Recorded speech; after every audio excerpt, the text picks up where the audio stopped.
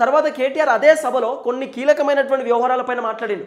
గ్రూప్కు సంబంధించినటువంటి ఎగ్జామ్స్ గురించి మాట్లాడిండు. గ్రూప్ ఎగ్జామ్స్లో అవకతవకలు జరిగినాయి, పేపర్ మళ్ళీ రీకరెక్షన్ చేయాలని కోర్టు తీర్పు ఇచ్చింది. తర్వాత ఆ ఎగ్జామ్కి సంబంధించినటువంటి వ్యవహారంలో మళ్ళీ అవసరం అనుకుంటే రీ ఎగ్జామ్ పెట్టమని చెప్పి కోర్టు తీర్పు ఇచ్చింది. ఈ గ్రూప్ ఎగ్జామ్ విషయంలో కూడా కాంగ్రెస్ ఫెయిల్ అయిందని చెప్పి కూడా కేటీఆర్ మాట్లాడిండు. కేటీఆర్ మాట్లాడిన వీడియో గ్రూప్స్ గురించి ఇది కూడా ఉంటుంది, చూడండి. గ్రూప్ 1 లో కుంభకోణం జరిగిందని, గ్రూప్ 1 పరీక్షల్లో 563 ఉద్యోగాలుంటే వాటిని కూడా అమ్ముకున్నారని చెప్పి మన ఆర్ఎస్ ప్రవీణ్ కుమార్ గారు పోతే పిల్లల దగ్గరికి వాళ్ళు చెప్తా ఉన్నారు. ఒక్కొక్క ఉద్యోగం డిప్యూటీ కలెక్టర్ ఉద్యోగం 3 కోట్ల రూపాయలకు అమ్ముకొని మొత్తం 563 ఉద్యోగాలంటే దగ్గర 1700 కోట్ల రూపాయలు ఇలా దండుకున్నారు కాంగ్రెస్ నాయకులు.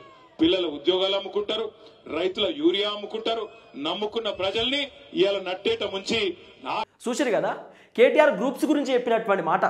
గ్రూప్ ఎగ్జామ్స్తో పాటు కేటీఆర్ ఇంకో కీలకమైనటువంటి స్టేట్మెంట్ కూడా ఇచ్చిండు. గ్రూప్ ఎగ్జామ్స్తో పాటు యూరియా బత్తాల గురించి మాట్లాడిండు.